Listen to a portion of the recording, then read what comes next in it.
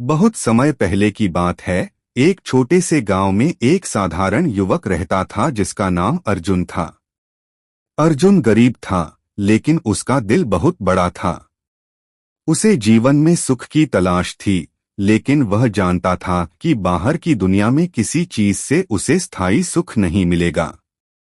वह हमेशा सोचता था कि सुख और शांति कहाँ से आएंगे और वह किस प्रकार उन तक पहुंच सकता है। अर्जुन के गांव में एक बहुत प्रसिद्ध संत बाबा रामदास जी आते थे। वे गांव-गांव जाकर लोगों को जीवन के सच्चे अर्थ और आंतरिक शांति का संदेश देते थे। अर्जुन ने भी कई बार उनके बारे में सुना था, लेकिन वह कभी उनके पास नहीं गया था। एक दिन गांव में बाबा रामदास जी का प्रवचन हुआ और अर्जुन ने सोचा, क्यों न आज बाबा से मिलकर पूछूं कि सच्चा सुख कहाँ मिलता है। अर्जुन ने अपने दिल में निश्चय किया और बाबा के पास गया। बाबा रामदास जी उस समय ध्यान में बैठे थे और उनके चेहरे पर शांति का एक अनूठा तेज था। अर्जुन ने सिर झुकाया और कहा, बाबा जी, मुझे सच्चे सुख की खोज है। मैं जानता हूं कि बाहर की दुनिया में सुख नहीं मिलेगा, लेकिन क्या आंतरिक शांति प्राप्त की जा सकती है? बाबा रामदास जी मुस्कराए और बोले, बिल्कुल बेटा। सुख भीतर से आता है, लेकिन इसके लिए तुम्हें अपनी आंतरिक यात्रा शुरू करनी होगी। तुम जहां हो वहीं से शुरू करो। यह यात्रा कोई बाहरी यात्रा नहीं है, यह यात्रा तुम्हारे अपने भीतर की है। अर्जुन ने पूछा, कैसे बाबा जी, मुझे कहां से शुरू करना होगा? बाबा ने आशीर्वाद देते हुए कहा, तुम्हारे पास सबसे बड़ा आशीर्वाद है और वह है तुम्हारा मन। मन को शांति और स्थिरता की ओर मोड़ो। जब तक तुम अपने भीतर के शोर और विघटन को शांत नहीं करोगे, तब तक तुम बाहर के शांति के स्रोत तक नहीं पहुंच सकोगे। तुम यह यात्रा अकेले नहीं करोगे, तुम्हारी आत्मा हमेशा तुम्हारे साथ है। ध्यान और साधना के माध्यम से तुम अपनी आत्मा से मिलोगे। अर्जुन ने बाबा की बातों को ध्यान से सुना और उनके शब्दों को अपने मन में गहरे बैठा लिया। अगले कुछ दिनों तक अर्जुन ने बाबा द्वारा दिए गए उपदेशों का पालन किया। वह हर दिन ध्यान करने की कोशिश करता, लेकिन शुरुआत में उसे कोई विशेष अनुभव नहीं हुआ। उसका मन कभी शांत होता तो कभी फिर से उलझने लगता। वह निराश हो गया, लेकिन बाबा के शब्द उसे याद आते और उसे आत्मविश्वास देते। एक दिन अर्जुन बाबा के पास गया और बोला, बाबा जी, मैं बहुत कोशिश कर रहा हूँ, लेकिन मुझे लगता है कि मेरी साधना में कोई असर नहीं हो रहा है। मन बहुत व्यस्त रहता है। क्या मुझे कोई विशेष उपाय चाहिए? बाबा रामदास जी ने उसे गहरी दृष्टि से देखा और कहा, बेटा, यह सही है कि तुम पहले दिन से बहुत संघर्ष कर रहे हो, लेकिन याद रखना, हर यात्रा में समय लगता है। जो दिखता है वह हमेशा सत्य नहीं होता। तुम जो महसूस कर रहे हो वह केवल तुम्हारा भ्रम है। ध्यान में स्थिरता पाना तुम्हारे लिए एक कठिन मार्ग हो सकता है, लेकिन यही मार्ग तुम्हारी आत्मा की वास्तविक पहचान तक पहुंचेगा। ध्यान और साधना के माध्यम से तुम अपने भीतर के शोर को शांत कर सकोगे। यह न केवल तुम्हारे मन को शांत करेगा, बल्कि तुम्हारे हृदय को भी शांति का अनुभव होगा। अर्जुन को बाबा की बातों से एक नई प्रेरणा मिली। वह फिर से ध्यान करने लगा, लेकिन इस बार उसने अपने मन को धैर्य और संयम से समर्पित किया। कुछ दिनों बाद उसने महसूस किया कि उसका मन पहले से थोड़ा शांत हो गया था। उसकी साधना में गहरी शांति का अनुभव होने लगा। अर्जुन ने अपनी साधना जारी रखी, उसकी आंतरिक यात्रा में कई परिवर्तन होने लगे। उसे जीवन का सच्चा अर्थ समझ में आने लगा। वह महसूस करने लगा कि बाहरी वस्तुएं, रिश्ते और भौतिक सुख सिर्फ अस्थायी हैं, लेकिन आंतरिक शांति और प्रेम स्थायी हैं। उसकी आंखों में एक नई चमक आ गई थी और उसका दिल हल्का और शांत हो गया था। अर्जुन को अब यह समझ में आने लगा था कि जीवन का सच्चा सुख केवल बाहरी स्थितियों से नहीं, बल्कि अपने भीतर की शांति और संतोष से मिलता है। वह हर दिन और अधिक आत्मनिरीक्षण करता और साधना में गहरे उतरता। यह पहले भाग का समापन था। अगले भाग में अर्जुन की आंतरिक यात्रा की और गहरी समझ के बारे में हम चर्चा करेंगे। अर्जुन की साधना में अब एक नया मोड़ आ चुका था। पहले जब वह ध्यान करता था तो उसका मन बार बार इधर उधर भटकता था, लेकिन अब धीरे धीरे वह अपनी ध्यान की स्थिति में स्थिर रहने लगा था। वह जानता था कि इस मार्ग पर सफलता के लिए धैर्य और समय चाहिए, और उसने तय किया कि वह कभी हार नहीं मानेगा। एक दिन बाबा रामदास जी फिर से गांव आए। अर्जुन ने उन्हें देखा और तुरंत उनके पास गया। उसकी आंखों में एक नई चमक थी और उसके चेहरे पर शांति की एक अनोखी आभा थी। उसने बाबा के चरणों में सिर झुकाया और कहा, बाबा जी, मुझे लगता है कि अब मुझे अपने भीतर कुछ नया अनुभव हो रहा है। मैं पहले जैसा नहीं हूँ, लेकिन मुझे लगता है कि अभी मुझे बहुत कुछ और समझना बाकी है। कृपया मुझे और मार्गदर्शन दीजिए। बाबा मुस्कराए और बोले, बिल्कुल बेटा। जब तुम अपने भीतर यात्रा करते हो तो तुम्हारा आत्मज्ञान बढ़ता है। यह एक अनंत यात्रा है जिसमें कोई अंत नहीं है। लेकिन एक बात हमेशा याद रखना, आत्मज्ञान का असली अनुभव केवल तब होता है जब तुम अपनी आत्मा से जुड़ जाते हो। अर्जुन ने उत्सुकता से पूछा, बाबा जी, आत्मा से जुड़ने का क्या मतलब है? क्या आप इसे और स्पष्ट कर सकते हैं? बाबा रामदास जी ने गहरी सांस ली और कहा, आत्मा वही है जो तुम सचमुच हो। तुम्हारा शरीर और मन केवल अस्थायी हैं, लेकिन तुम्हारी आत्मा शाश्वत है। आत्मा का संबंध हमारे शुद्ध स्वरूप से है, और जब तुम अपने भीतर के शोर को शांत करते हो तो तुम अपनी आत्मा को अनुभव करने लगते हो।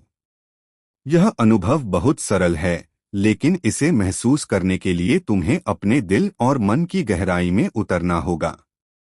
अर्जुन सोच में पड़ गया। आत्मा से जुड़ने का मतलब है कि हम अपने भीतर की शांति और प्रेम को पहचानें, लेकिन यह कैसे होगा? बाबा ने उसे समझाया, तुम्हें केवल अपने विचारों और इच्छाओं से दूर होना होगा। जब तुम अपने मन को शांत करोगे तब तुम्हारा मन आत्मा के साथ जुड़ने लगेगा। तुम महसूस करोगे कि तुम केवल शरीर नहीं हो, बल्कि तुम एक दिव्य ऊर्जा हो। यही दिव्य ऊर्जा तुम्हारी आत्मा है। अर्जुन ने ध्यान से सुना और बाबा के शब्दों को अपने मन में गहरे बैठा लिया। वह अगले कुछ दिनों तक पूरी तरह से अपनी साधना में लीन हो गया। हर दिन वह अपनी आत्मा को महसूस करने की कोशिश करता और हर दिन उसे कुछ न कुछ नया अनुभव होता। रखी उसकी आंतरिक यात्रा में कई परिवर्तन होने लगे। उसे जीवन का सच्चा अर्थ समझ में आने लगा। वह महसूस करने लगा कि बाहरी वस्तुएं, रिश्ते और भौतिक सुख सिर्फ अस्थायी हैं, लेकिन आंतरिक शांति और प्रेम स्थायी हैं। उसकी आंखों में एक नई चमक आ गई थी और उसका दिल हल्का और शांत हो गया था। अर्जुन को अब यह समझ में आने लगा था कि जीवन का सच्चा सुख केवल बाहरी स्थितियों से नहीं, बल्कि अपने भीतर की शांति और संतोष से मिलता है। वह हर दिन और अधिक आत्मनिरीक्षण करता और साधना में गहरे उतरता। यह पहले भाग का समापन था। अगले भाग में अर्जुन की आंतरिक यात्रा की और गहरी समझ के बारे में हम चर्चा करेंगे। अर्जुन की साधना में अब एक नया मोड़ आ चुका था। पहले जब वह ध्यान करता था तो उसका मन बार बार इधर उधर भटकता था, लेकिन अब धीरे धीरे वह अपनी ध्यान की स्थिति में स्थिर रहने लगा था। वह जानता था कि इस मार्ग पर सफलता के लिए धैर्य और समय चाहिए, और उसने तय किया कि वह कभी हार नहीं मानेगा। एक दिन बाबा रामदास जी फिर से गांव आए। अर्जुन ने उन्हें देखा और तुरंत उनके पास गया। उसकी आंखों में एक नई चमक थी और उसके चेहरे पर शांति की एक अनोखी आभा थी। उसने बाबा के चरणों में सिर झुकाया और कहा, बाबा जी, मुझे लगता है कि अब मुझे अपने भीतर कुछ नया अनुभव हो रहा है। मैं पहले जैसा नहीं हूँ, लेकिन मुझे लगता है कि अभी मुझे बहुत कुछ और समझना बाकी है। कृपया मुझे और मार्गदर्शन दीजिए। बाबा मुस्कराए और बोले, बिल्कुल बेटा। जब तुम अपने भीतर यात्रा करते हो तो तुम्हारा आत्मज्ञान बढ़ता है। यह एक अनंत यात्रा है जिसमें कोई अंत नहीं है। लेकिन एक बात हमेशा याद रखना, आत्मज्ञान का असली अनुभव केवल तब होता है जब तुम अपनी आत्मा से जुड़ जाते हो। अर्जुन ने उत्सुकता से पूछा, बाबा जी, आत्मा से जुड़ने का क्या मतलब है? क्या आप इसे और स्पष्ट कर सकते हैं? बाबा रामदास जी ने गहरी सांस ली और कहा, आत्मा वही है जो तुम सचमुच हो। तुम्हारा शरीर और मन केवल अस्थायी हैं, लेकिन तुम्हारी आत्मा शाश्वत है। आत्मा का संबंध हमारे शुद्ध स्वरूप से है, और जब तुम अपने भीतर के शोर को शांत करते हो तो तुम अपनी आत्मा को अनुभव करने लगते हो। यह अनुभव बहुत सरल है, लेकिन इसे महसूस करने के लिए तुम्हें अपने दिल और मन की गहराई में उतरना होगा। अर्जुन सोच में पड़ गया। आत्मा से जुड़ने का मतलब है कि हम अपने भीतर की शांति और प्रेम को पहचानें, लेकिन यह कैसे होगा? बाबा ने उसे समझाया, तुम्हें केवल अपने विचारों और इच्छाओं से दूर होना होगा। जब तुम अपने मन को शांत करोगे, तब तुम्हारा मन आत्मा के साथ जुड़ने लगेगा। तुम महसूस करोगे कि तुम केवल शरीर नहीं हो, बल्कि तुम एक दिव्य ऊर्जा हो। यही दिव्य ऊर्जा तुम्हारी आत्मा है।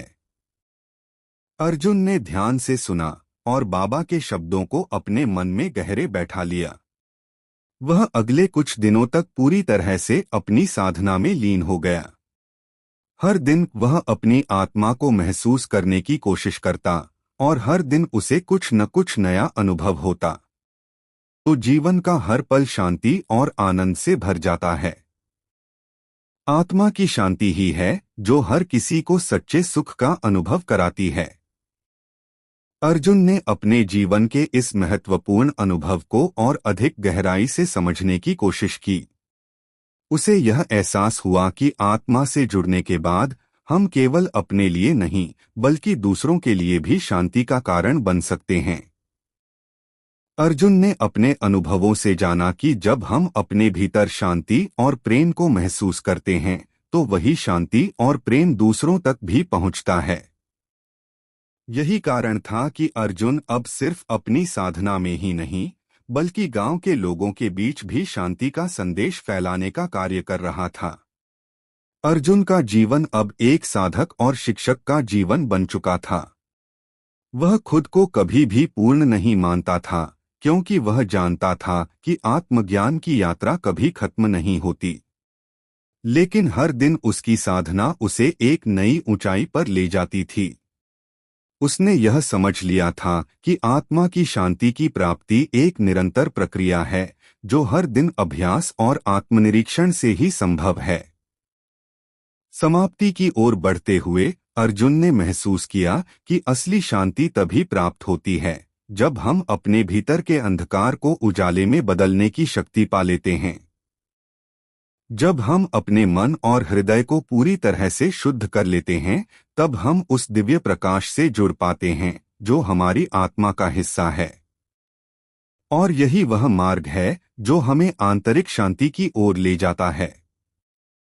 अर्जुन अब जानता था कि जीवन की सबसे बड़ी यात्रा आत्मा की यात्रा है, और उसे इस यात्रा में किसी बाहरी मंजिल की तलाश नहीं थी। उसका उद्देश्य सिर्फ अपने भीतर के शांति और ज्ञान से जुड़ना था, और यही उसने पाया भी। अर्जुन का जीवन अब एक उदाहरण बन चुका था जो हर व्यक्ति को आंतरिक शांति की ओर प्रेरित करता था।